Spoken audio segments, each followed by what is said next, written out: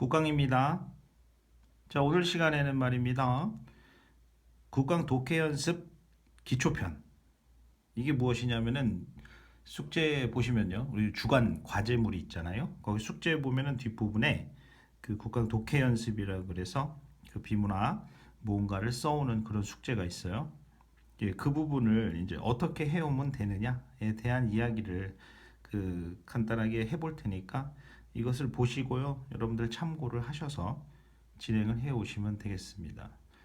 예쁨 받기 위해서는 숙제를 잘 해와야 돼. 네. 그래서 보면요. 여기 보시면 이렇게 쭉 문단이 이렇게 구성되어 있고요. 하나의 문단마다 밑에 중심 화제 적는 부분이 있고 속성, 특징, 관점, 평가 이거 보이죠? 그래서 이렇게 적는 부분이 있습니다.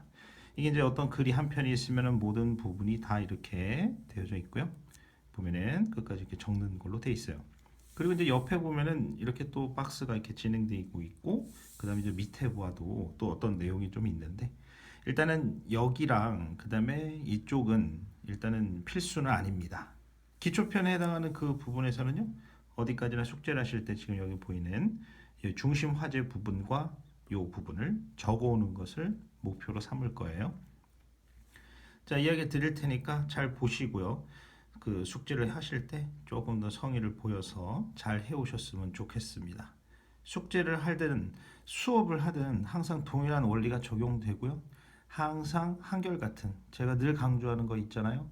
한결같은 그런 독서가 필요합니다. 바로 들어가겠습니다. 자, 그 보시 첫 번째 문단부터 보면요. 숙제를 하실 때 이렇게 하세요. 대뜸 뭔가를 적으려고 하지 말고 한 문단을 다 진행을 하세요. 이거 시험 아니잖아. 어떻게 하든 이 글을 갖다가 완벽하게 내가 이해를 하는 것에 목표를 둬야 됩니다. 이해를 하고 분석을 하는데 목표를 둬야 됩니다. 첫 번째 문단을 한번 읽어보면서 그럼 어떤 식으로 여기를 쓰고 어떤 식으로 여기를 쓰는지에 대한 이야기를 하기 앞서서 이거부터 설명을 조금 더 드려야겠네. 자, 중심 화제라는 것은 무엇일까? 한 문단에 있어서 중심 화제라는 것은 바로 우리가 어떻게 생각하면 되냐면은 바로 이 문단이 무엇에 대한 이야기인가에 대한 대답을 해주시면 되는 겁니다. 하나의 문단이 어떤 내용을 품고 있는지 그것에 대한 내용을 중심 화제를 여기다가 적어주시면 되는 거고요. 그 다음에 이쪽은 속성, 특징, 관점, 평가 이렇게 적혀 있는데요. 이걸 다 적으란 얘기는 아니고요. 이거를 우리 이제 뭉뚱그려서 한마디로 이렇게 불러요. 핵심어라고 부르겠습니다. 이 명칭은 앞으로 이제 수업이 진행되는 데 있어서 계속 우리가 국강과 이제 학생들과의 약속이기 때문에 이 용어를 잘 기억을 했으면 좋겠습니다. 자, 그래서 항상 숙제할 때는 중심 화제를 발생시키고 그 다음에 그 중심 화제에 대한 그 무엇에 대한 핵심 내용을 다시 말해 이 해당 문단의 핵심 내용을 여기다가 적어오는 게 숙제의 포인트가 되겠어요. 자, 그렇다면 실제로 그러면 문단을 한 두 개 정도 진행을 하면서 어떤 식으로 작성을 하면 되는가에 대한 생각을 해보죠. 읽습니다. 자, 제2차 세계대전 중 태평양의 한 전투에서 일본군은 미국 흑인 병사들에게 자신들은 유색인과 전쟁할 의도가 없으니 투항하라고 선전하였다.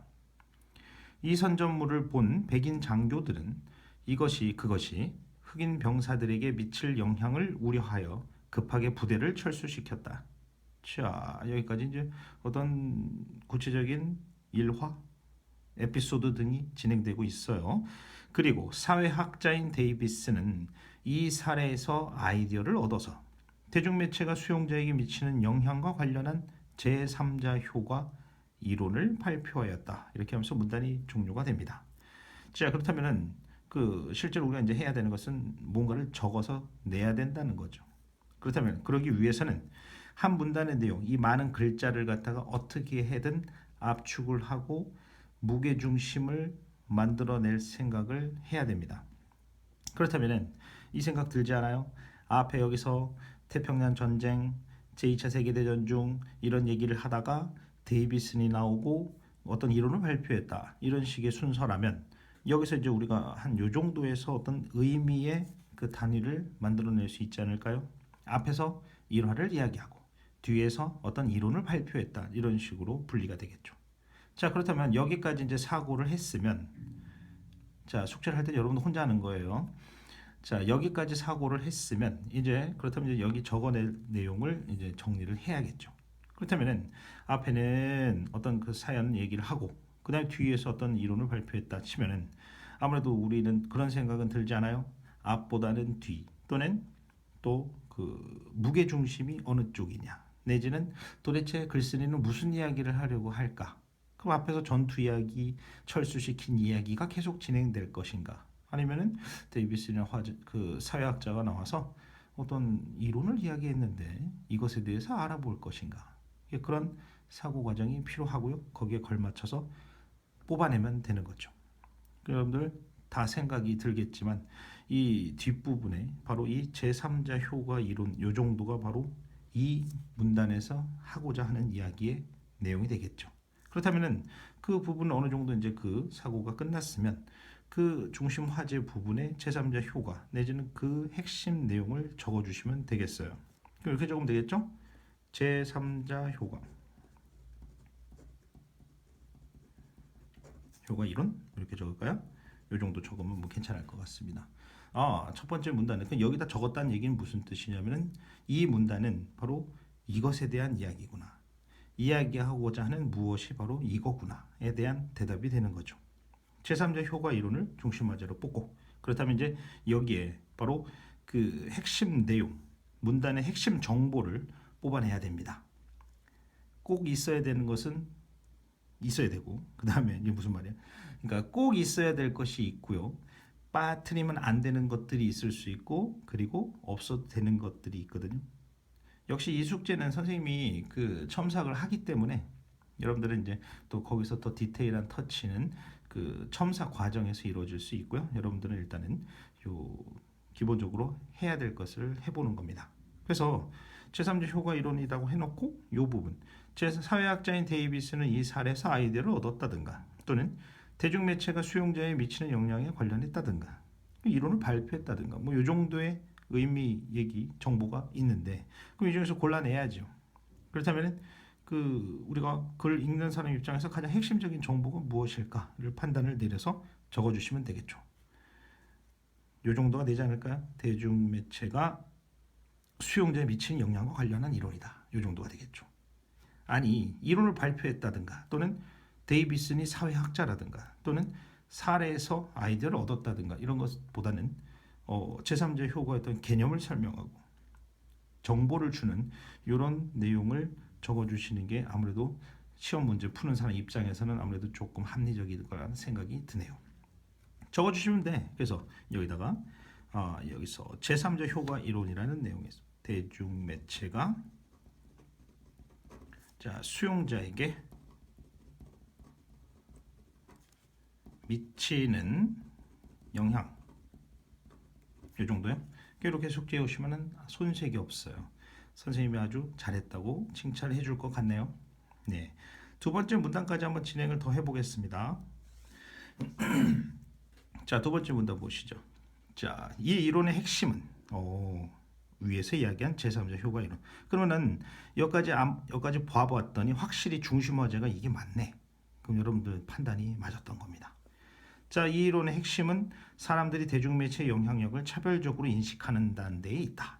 하나, 곧 사람들은 수용자의 의견과 행동에 미치는 대중매체의 영향력이 자신보다 다른 사람들에게 더 크게 나타나리라고 믿는 경향이 있다는 것이다. 해놓고 뒤에는 또 예를 들고 이렇게 쭉 진행되는 그런 식이거든요. 한번 보시겠어요? 그렇게 진행되죠. 예를 들어 하고 가니까. 우리 또 직관적으로 그런 생각은 들겠지. 예를 들고 간다는 얘기는 바로 바로 앞에서 했던 이야기에 대해서 구체적인 예를 든다는 얘기니까 말 그대로. 그렇죠? 조금 더 구체적으로 생각을 할 수 있는 부분이 나온다는 얘기. 그렇다면 핵심적인 정보는 여기든 이쪽이든 예를 들어를 기준으로 앞이든 뒤든 같은 이야기를 한다는 생각은 듭니다. 그렇다면 숙제 해오실 때 적어 오실 때는 예 쪽보다는 예시를 드는 쪽보다는 앞에 핵심적인 개념을 이야기하는 부분을 아무래도 여기다 적는 게 조금 숙제하는데 조금 더 유리하지 않을까 싶습니다. 그래서 보시면은 그럼 그 후보가 될 수 있는 것은 중심 화제는 이론의 핵심이다. 그렇다면 요즘 지금 첫 번째 문단에서 이야기했던 제3자 효과 이론, 뭐 그것에 대한 핵심 적어볼까요? 바로 제3자 효과 이론의 핵심. 이렇게 요 정도 적어주면 될 것 같고요. 그 다음에 그 핵심의 내용은 이제 적으면 되겠습니다. 어떤 핵심어 정보를 적어주시면 되겠죠. 그럼 이제 후보가 될 수 있는 게 뭐가 있어? 바로 대중매체의 영향력을 바로 차별적으로 인식한다는 데에 있다. 요 정도 하나. 그다음에 두 번째 문장 보면은 곧 사람들은 수용자의 의견과 행동에 미치는 대중매체의 영향력이 자신보다 다른 사람들에게 더 크게 나타나려고 믿는 경향이 있다. 이런 정도가 되겠죠? 자신보다 다른 사람에게 더 크게 나타나리라고 믿는 경향. 이 정도가 후보가 되겠죠. 두 개 다 적어도 좋고요. 그 다음에 이것도 또 조금 더 압축을 해서 적어주시면 됩니다. 사실 따지고 보면 차별적인 인식이라는 이야기가 결국은 나보다 다른 사람이 더 크게라는 이야기랑 은 같은 말이 되죠. 예, 차별적인 인식보다 조금 더 구체적으로 설명했다 하면은 그게 아마 맞을 겁니다. 그래서 그런 내용을 적어주시면 되겠죠. 핵심은 뭐다? 바로 차별적 인식. 이 정도만 적어도 되겠죠? 뭐 다 적을 필요도 없어요. 적고 그 다음에 뭐 조금 더 여기다가 예쁨을 받고 싶으면은 자신보다 뭐 남이 더 크게 다른 사람 남이 더 크게 나타나리라고 믿는 경향이다. 이렇게 설명을 해줘도 아주 훌륭하죠. 자, 여기까지가 이제 그 독서 연습 숙제하는 것에 있어서 기본적인 가이드 기초편이 되겠고요. 요거에 이어서 바로 응용 심화편이 있습니다. 거기서는 이제 더 원하는 게 이제 국강이 원하는 내용이 좀 더 많아질 거예요. 그래서 그런 것들을 살려서 정말 글을 뜯어서 분석을 제대로 하는 그런 연습을 그쪽에서는 요구를 할 겁니다. 자, 여기까지 진행하고요. 자, 언제나 즐거운 국어 생활 했으면 좋겠습니다. 안녕.